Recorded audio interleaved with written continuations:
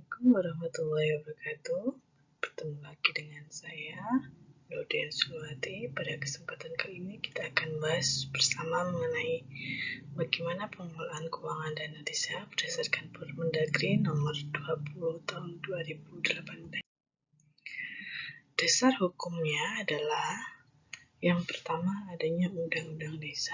Amanat dari Undang-Undang Desa adalah desa diberi wewenang yang seluas-luasnya atau melakukan desentralisasi pemerintahan. Salah satunya adalah melakukan pengelolaan keuangan. Bisa dilihat di slide ini bahwasanya desa itu berada di bawah 3 kementerian. Pertama ada Kementerian Dalam Negeri, kemudian ada Kementerian Keuangan, dan Kementerian Desa. Dari Kementerian Dalam Negeri itu sendiri mengatur mengenai tata kelola pemerintahan desa, mulai dari administrasi desa, kemudian mengenai kewenangan desa, mengenai penataan desa, sampai dengan di sini melakukan pengelolaan keuangan desa. Yang kedua adalah PMK atau yang kita kenal dengan Peraturan Kementerian Keuangan, di mana di sini Kementerian Keuangan mengatur tata cara pengalokasian, penyaluran, penggunaan, pemantauan, dan evaluasi dana desa, sampai dengan bagaimana pengelolaan dana desa itu yang baik dan benar. Selanjutnya ada Kementerian Desa. Nah, di Kementerian Desa ini mengamanatkan adanya pembentukan badan usaha milik desa. Yang kedua, menentukan juga peraturan Menteri Desa tentang penetapan prioritas penggunaan dana desa tahun 2019.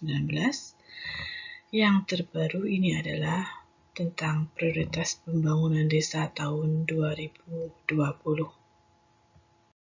Di Indonesia, kita mengenal ada desa dan desa adat. Ya, kalau di daerah Jawa Tengah itu kita mengenalnya adalah desa, sedangkan kalau di Aceh itu namanya adalah desa adat.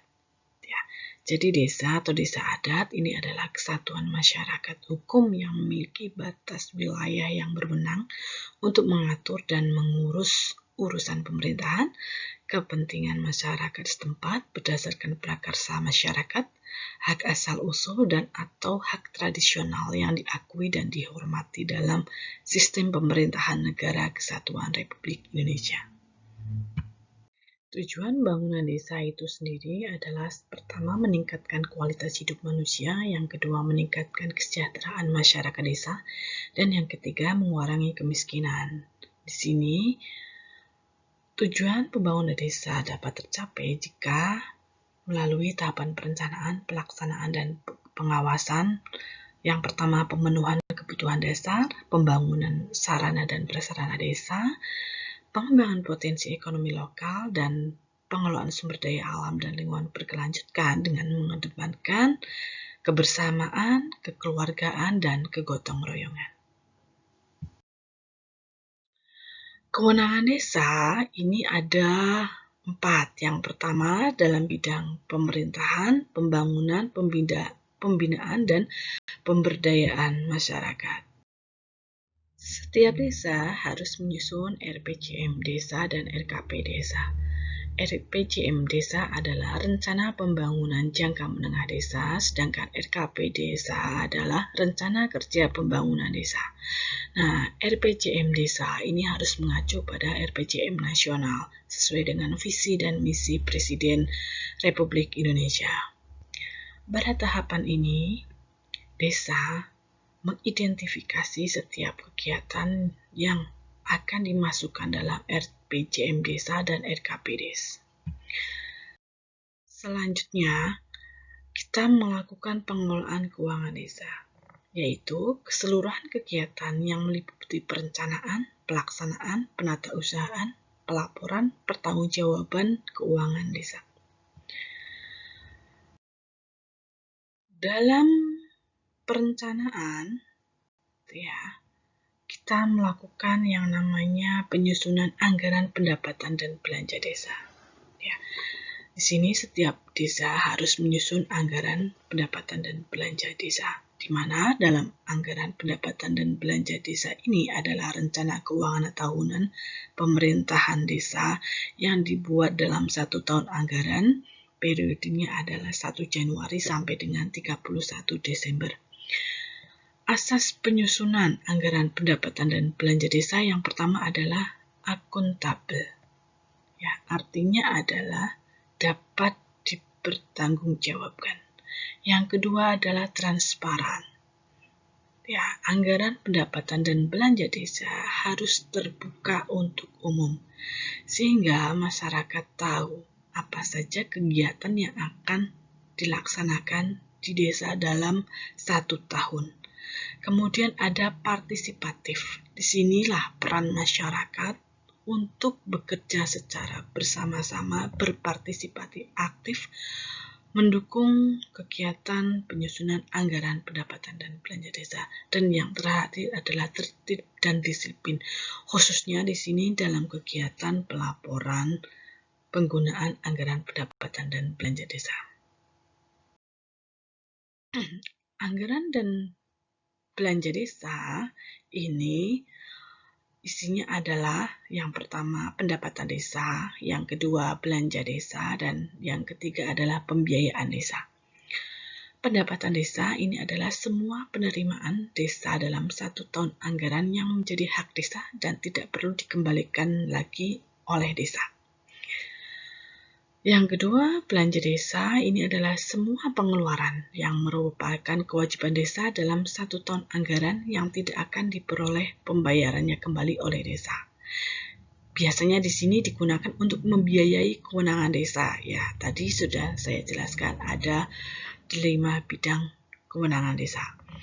Yang ketiga adalah pembiayaan desa, yaitu semua penerimaan yang dibayar kembali dan atau pengeluaran yang akan diterima baik pada tahun anggaran yang bersangkutan ataupun pada tahun anggaran berikutnya. Jika kita lihat di sini, ya, pendapatan desa itu berasal dari 7 sumber, di mana ada 4 pembidangan seperti itu. Kita bahas terlebih dahulu 7 sumbernya ini. 7 sumber pendapatan desa. Yang pertama dari pendapatan asli desa. Ya. Contoh dari pendapatan asli desa adalah sewa tanah bengkok, kemudian ada juga pasar desa, di mana di pasar desa biasanya ada kios yang itu disewakan juga bagi pedagang. Kemudian ada bagi hasil pengembangan badan usaha milik desa, di mana badan usaha milik desa ini sebagian penyertaannya berasal dari desa. Kemudian yang kedua ada dana desa. Nah, ini yang menjadi ikon yang ada di desa itu adalah dana desa, di mana dana desa berasal dari anggaran pendapatan dan belanja negara. Nilainya fantastis sekali, ya, sampai dengan tahun 2020 ini nilai dana desa yang ditransfer ke desa yang ada di Indonesia senilai 72 triliun. Yang ketiga ada bagian dari PDRD kabupaten atau kota. Ini adalah bagian dari pajak dan retribusi kabupaten atau kota. Contohnya jika di sebuah desa ada hotel, kemudian ada rumah makan. Nah, ini nanti 10%-nya dibagi dengan kabupaten maupun kota. Yang keempat adalah alokasi dana desa atau ADD. Kalau dana desa tadi istilahnya adalah DD singkatannya, kalau alokasi dana desa adalah ADD. ADD ini paling sedikit 10% dari dana perimbangan yang diterima kabupaten ataupun kota, dikurangi dana alokasi khusus. Ya. ADD ini sendiri berasal dari anggaran pendapatan dan belanja daerah atau APBD. Selanjutnya ada bantuan keuangan dari APBD provinsi, kabupaten, ataupun kota. Yang keenam, hibah dan sumbangan pihak ketiga. Yang ketujuh adalah lain-lain pendapatan yang sah. Sedangkan kewenangannya tadi ada yang pertama penyelenggaraan pemerintahan desa, pelaksanaan pembangunan desa, dan pembiayaan kemasyarakatan desa dan pemberdayaan masyarakat desa. Anggaran, pendapatan, dan belanja desa harus dilakukan sesuai dengan pembidangan, peraturan desa atau perdes dan peraturan kepala desa, serta slot anggaran untuk mengatasi permasalahan sosial dan kemanusiaan yang ada di desa. Pengelola keuangan desa dilakukan oleh PPKD, yaitu pelaksana pengelola keuangan desa. Pertama, kepala desa sebagai PKPKD, yaitu pemegang kekuasaan pengelolaan keuangan desa. Yang kedua, sekretaris desa sebagai koordinator PPKD. Yang ketiga, kaur keuangan. Yang keempat, ada kaur umum. Dan yang kelima adalah kasih.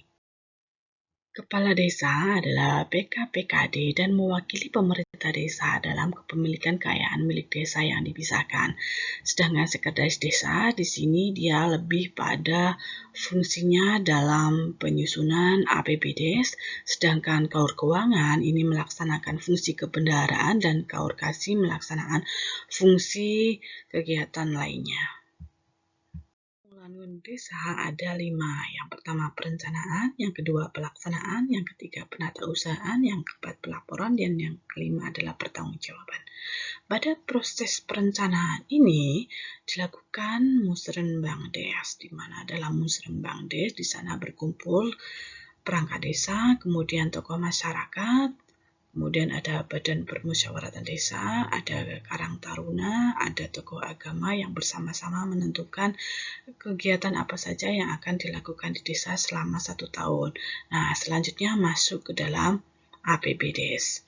Yang kedua ada pelaksanaan. Kegiatan-kegiatannya sudah masuk dalam APBDes, kemudian dilaksanakan. Setiap kegiatan harus disusun yang namanya RAB. Selanjutnya, kita melakukan penatausahaan. Dalam kegiatan penatausahaan ini dibantu dengan sistem yang namanya Siskiodes, sehingga kaur keuangan lebih mudah dan lebih efisien dalam melakukan pencatatan. Yang keempat ada pelaporan. Di sini yang dilaporkan adalah laporan realisasi anggaran atas kegiatan yang sudah dilakukan oleh desa selama 1 tahun, di mana untuk pelaporannya ini ada selama 1 semester, ada di minggu kedua bulan Juli dan juga ada di bulan September. Selanjutnya ada pertanggungjawaban. Di sini pertanggungjawaban dilakukan oleh kepala desa dengan menyampaikan laporan keuangan yang berupa laporan realisasi anggaran dan catatan atas laporan keuangan, laporan realisasi pelaksanaan kegiatan, dan laporan kegiatan sektoral. Nah, di sini ada banyak isu strategis yang berhubungan dengan pengelolaan keuangan desa. Di antaranya adalah kaitannya dengan dana desa.